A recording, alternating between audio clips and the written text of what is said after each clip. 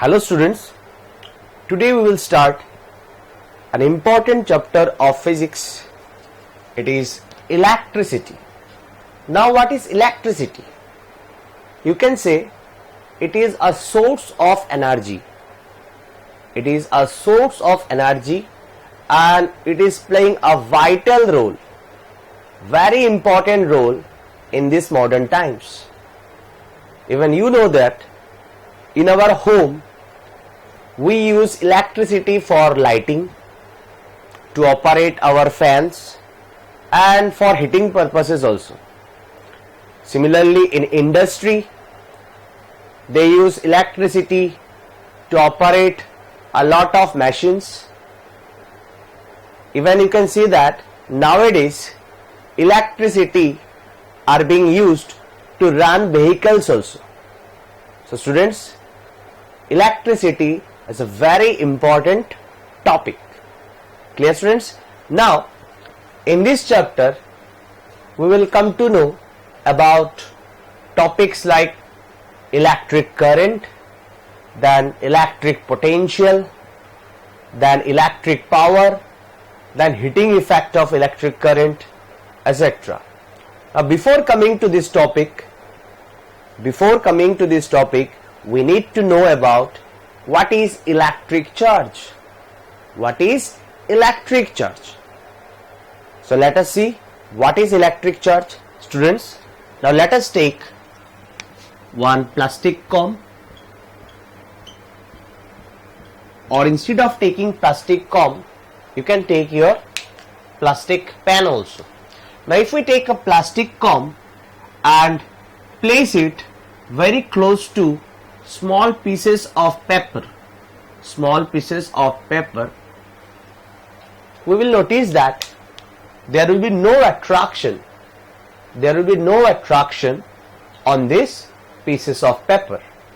But the moment you rub this plastic comb, or if you rub even a plastic pen and you take it here near to this tiny pieces of papers, you will see that the papers got attracted, or you can say the papers experience an attractive force towards the comb, or you can say towards the plastic pen.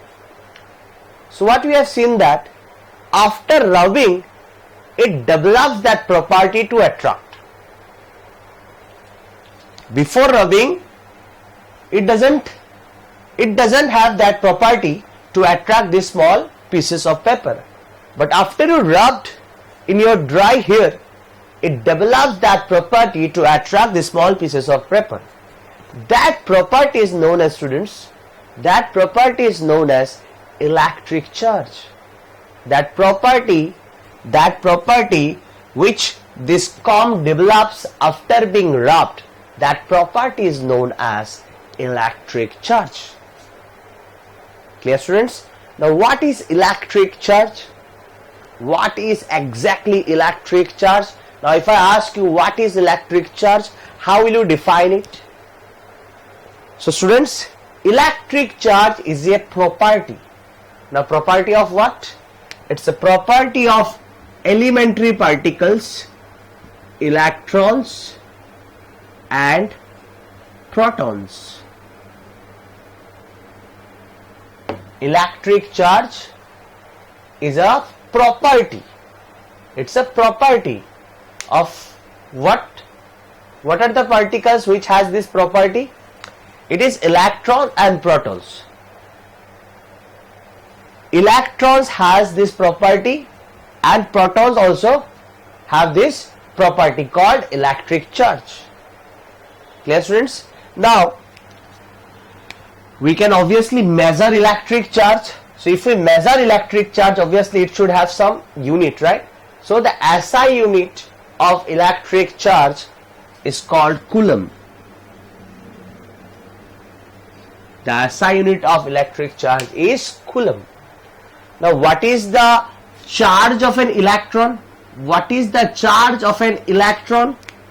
So students, charge of an electron is 1.6 multiplied by 10 to the power minus 19 coulomb. And charge of proton, it is again 1.6 multiplied by 10 to the power minus 19 coulomb.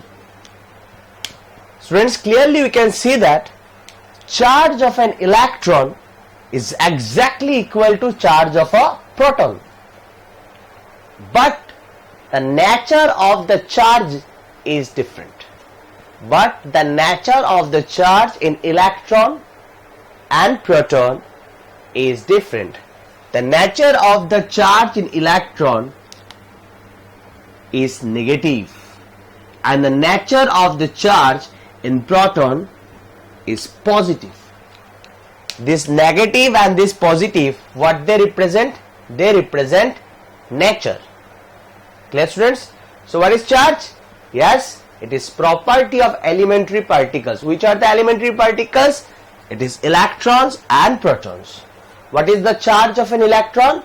It is minus 1.6 multiplied by 10 to the power minus 19 coulomb. And what is the charge of a proton? It's plus 1.6 multiplied by 10 to the power minus 19 coulomb. What is coulomb? It is SI unit of charge. Clear, students? Now, which charge is greater?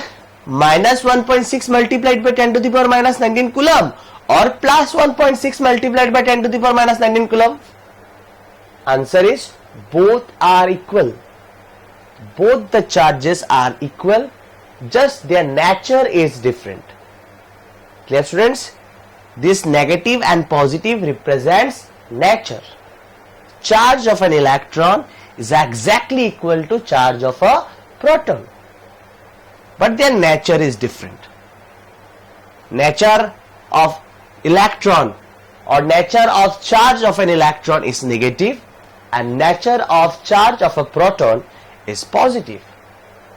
Clear, students? Now let us see two more things. So what scientists have found from experiments that there are two types of charges. There are two types of charges. There are two types of charges, positive and negative. Positive and negative. Clear, students? Next, they have seen that positive and positive charge repels. Positive and positive charge repels. Then negative and negative charge also repels. Positive repels, negative repels. That means you can say like charges repels. Like charges means charges are of same nature. So same nature charges repels. Same nature charges repels.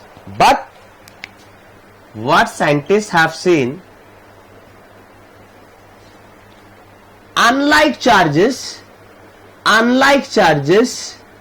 attracts. Unlike charges attracts. That means if you bring two positive charge and a negative charge close together, then they will show attraction towards each other. If you bring one positive and one negative charge close to each other, you will see that they will attract each other. Clear, students? Students, there are some substances through which electric charges can flow easily. And yes, there are some substances through which electric charges cannot flow.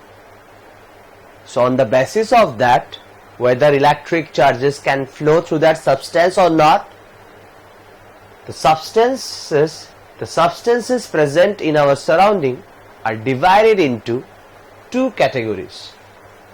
One is conductors, another is insulators. Clear, students? Now what are conductors? Or you can say which substances are called conductors? The substances through which electric charges can flow. The substances through which electric charges can flow, those substances are known as conductors. For example, metals, pure metals like copper, silver, aluminium, etc. These are good conductors. Then insulators. Obviously, the substances which do not allow charges to flow, or you can say the substances through which electric charges cannot flow. The substance through which electric charges cannot flow, these substances are known as insulators. For example, wood, plastics, paper, etc. Clear, students? So what are conductors? These are the substances through which electric charges can flow. And what are insulators? These are the substances through which electric charges cannot flow. Now you might wonder why it is so. Why conductors are allowing charges to flow, and why insulators are not allowing charges to flow? Students, it is because of the presence or absence of free electrons. Free electrons, the electrons which are free, or you can say the electrons which are free, that means the electrons which can move from one point to another point. They are not bound.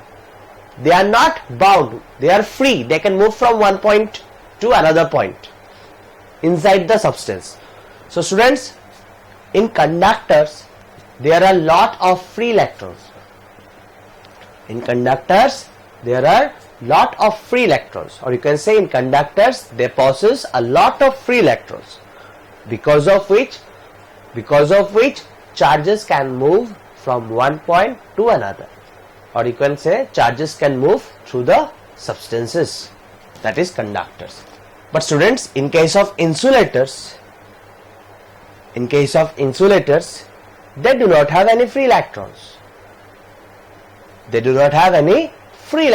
Or you can say here free electrons is absent. They have electrons, but they don't have free electrons. Clear, students? So they don't have free electrons. That means in these insulators charges cannot move from one point to another. Clear, students?